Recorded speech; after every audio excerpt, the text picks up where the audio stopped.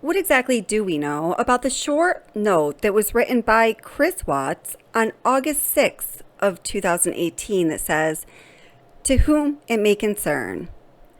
If anyone gets this letter, I would never do anything to hurt myself or my children or my wife. If anything happens to me, please investigate my wife." And then it's signed by Chris Watts. So what do we know about the timeline surrounding this letter or before this letter? Well, we know that Chris Watts and Shanann Watts took a trip to San Diego to go on one of those trips for Lavelle, selling that product Thrive, that product that they sold, from June 22nd to June 26th. And then Shanann got home to Denver, picked up her kids, her dad turned right around on a plane and went across the country to North Carolina, where she planned to stay through the middle of August.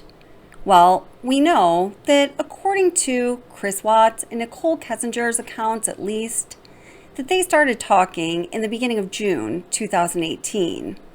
But it was that first night that Shanann was away from the house on June 27th that Chris Watts went over to Nicole Kessinger's house and stayed the night.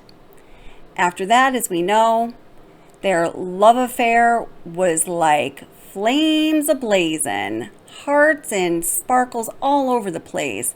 They were together all the time, staying at one of their house, or rather he was staying at her house all of the time, and the two seemed to be inseparable. About a week and a half into the physical relationship between Chris Watts and Nicole Kessinger, from what we know at least, was the event known as Nutgate. Now, I'm making a video right now. It's in production. It's going to tell the entire story of Nutgate, so I'm not going to get into it in too much detail right here. But what we do know is on this day, Shanann accuses her mother-in-law, Cindy Watts, of allowing Cece to have some food product. The stories always change. That's why I'm being vague. Let's say it's vanilla ice cream, because I've heard that a few times, that contained tree nuts in it. Therefore, the assertion was that Cindy Watts, Chris' mother, Shanann's mother-in-law, the grandmother of Bella and Celeste, was putting Cece's life in danger. From there, a whole series of events started to spiral out of control, and let's listen to what Chris Watts has to say about this series of events. Just felt like, I don't know, it was more anger than anything else. Like there was emotion to it at first, and then it just felt like it was just anger. It was just like, like there was no love there. We didn't know, like it wasn't ourselves. Really? Anger from you or anger from her? I think it was more anger from me and more like desperation from her to, she knew if something wasn't right. Like, like when the whole thing with my parents happened with my parents called it Nutgate. What happened? Nutgate. What's that? Oh. The peanut. Oh, yeah. Or whatnot. Oh, with her family? Yeah. Pistachio ice cream or whatever. Nutgate. I haven't heard that. I haven't heard that either. Yeah. That was like another out. Like, maybe I could have just like stopped everything with Nikki and just kind of concentrated on helping like whatever happened there. Because Shanann had a story, my mom had a story. Like, whatever happened, I probably asked my 10-year-old nephew. Probably can tell me what actually happened. Well, and they both have their feelings for good reasons, and they both didn't see it the other person's way. And yeah, and like maybe I didn't talk to my parents from then on until like August 6th. And like, my dad took that whole week off.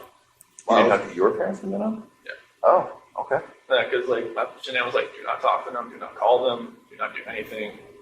Is that what she said? Yeah. So based on what Chris Watts said there, we know that from July 8th was when Nutgate happened, well, to when Chris Watts arrived in North Carolina.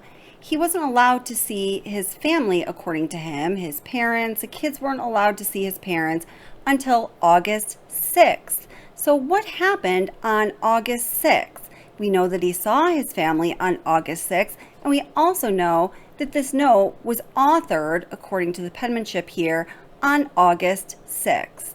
So let's listen to something that Jamie Watts says in one of her prison phone calls with Chris Watts.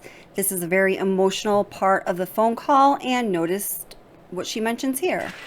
Exactly. So it can always change. So, but our love for you will never change.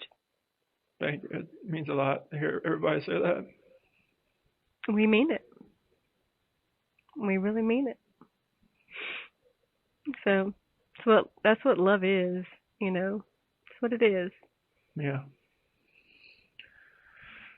Whew. I really wish I could go back to Mom's porch I know, me too. and just keep you. I really wish I could just go back there and keep you. Me too, trust me. I feel like God gave us that day. We did. Now, it only makes sense that that day on Mom's porch that she wishes she could return back to, and she just wants to keep her brother, as she says here, would be August 6th, because Chris Watts had told us that he wasn't allowed to see his family until August 6th. And we know that the Watts family headed home from North Carolina to Frederick, Colorado the very next day on August 7th. So what exactly happened? What conversation went down between Chris Watts and his parents and his sister and whoever else may have been there that caused him to write this note and to leave it in his mother's care? We may never know. Leave a comment down below and let me know what you think. And keep on a lookout for that full-length Nutgate documentary, which is going to be coming out very soon. I'm sorry, documentary. You've all taught me well. Thanks so much for watching. I appreciate all of you.